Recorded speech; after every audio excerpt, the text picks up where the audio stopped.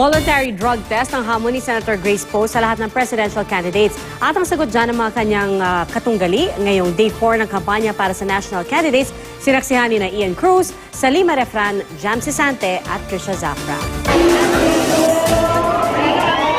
Kung may kinakaharap na hamon si Senadora Grace Poe para patunayan ang kanyang pagiging natural-born Filipino, may hamon naman siya sa lahat ng presidensya boss. Magboluntaryong magbigay ng drug test sapagkat yan ang illegal. Yan ang hindi nararapat sa ating batas. Hindi pwedeng urine sample lang. Kailangan blood at kailangan hair sapagkat makikita mo not just the past week's results, kundi years. Nasa mayaman sa botong lalawigan ng Pangasinan siya kanina at katandem na si Senador Cheese Escudero. Sinagot din ni Poe ang pasaring ni Vice President Jejomar Binay sa kanyang kwalifikasyon sa pagkapangulo. Bagamat walang binanggit na pangalan, sinabi kahapon ni Binay na wala raw kinalaman sa pamumuno ng bansa ang karanasan bilang teacher ng isang kandidato. Si Poe ay preschool teacher sa Virginia noong naninirahan pa sa Amerika.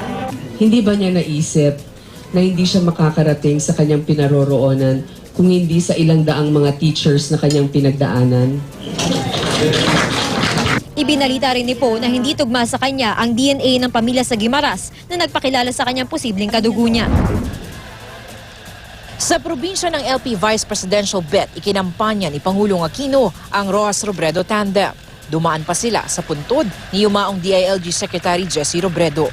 Ang Camarines Sur ay ika-15 pinaka-vote-rich province. Dito, ibinida ni Aquino kung paano nila ipagpapatuloy ang daang matuwid, sabay banat sa mga kritiko. Sino kaya ang dapat natin piliin? No? Yung bang talagang nagtatrabaho o yung dumarating lang para magbigay na ilang relief goods para may photo opportunity at sasabihin may malasakit na sila? Ang pangangampanya ni Pinoy sa Rojas Robredo tandem kahapon, binatikos ng kampo ni Davao City Mayor Rodrigo Duterte. Panunuhol daw ang pangako ni Rojas sa barangay officials ng karagdagang 100 billion pesos para sa bottom-up budgeting program ng Aquino administration. Sagot ng LP, hindi raw suhol ang programang naglalayong mapabuti ang buhay ng mga Pilipino. Si Rojas nagpaalala tungkol sa pagpili ng tamang kandidato. Kung mali ang pili natin, mali ang driver na ilalagay natin, magmula primera, segunda, tersera, pagdating sa kwarta, ibubulsa, baka hindi tayo makarating sa paruroonan. Sabi naman ng kampo ni Rojas sa drug test challenge si Senator Poe, dapat handa ang sino mang nag-aambisyong maging Pangulo na ilabas ang mga impormasyon tungkol sa kanyang kalusugan. Ang pagiging Batanggenyo ang ginamit na alas ni unang Standard Bearer Vice President Jejomar Binay sa kanyang panunuyo ngayong araw. Tubong Bawan ang ama ni Binay. Ako ho, sa tulong ninyo, sa kauna-unahang pagkakataon, mayroong isang Batanggenyo magiging Pangulo. Hindi ho nang-iiwan ng Batanggenyo. Sa pag-iikot ng tambalang Binay Hunasan sa ilang bayan doon, namahagi sila ng mga t-shirt. Ikapitong pinaka-vote-rich province ang Batangas.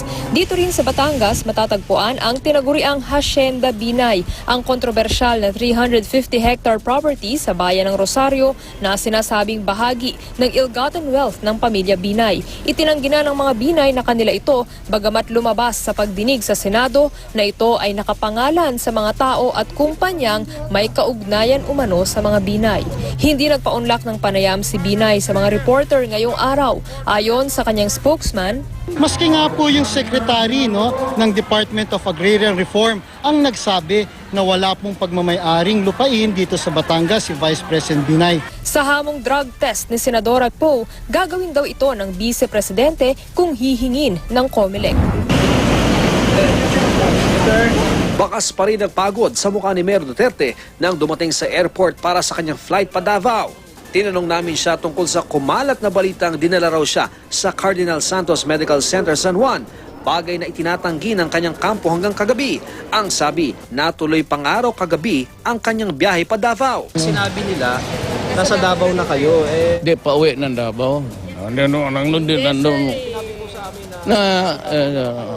Ay, kasi ayaw kong magpunta kayo sa ospital, baka na tapos inihiringga ako doon, kunan niya ako ng tubig na katuwad. Pag-amin ni Duterte, dinala nga siya sa ospital at kaninang umaga lang na-discharge. Ang findings daw, acute bronchitis. Ramdam pa rin daw niya ang pananakit ng kanyang ulo. Kakapon, pagpunta ko sa kwarto, sumuka na ako. After breakfast, sir? Tapos, I slept. Siguro nakatulog ako mga short time. Lumuwas din sa Maynila ang kanyang nag-aalalang partner. Pawis siguro. Bakit daw? Mainit kasi parang naano lang siya napagod.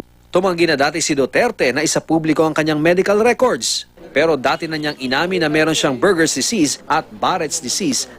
Pagdating sa Davao, sinagot ni Duterte ang hamon ng drug test si Poe. Wala raw problema sa kanya. Ako si Ian Cruz. Ako si Tricia Zafra. Ako si Salima Rafran. Ako si Jam Sante, kami ang inyong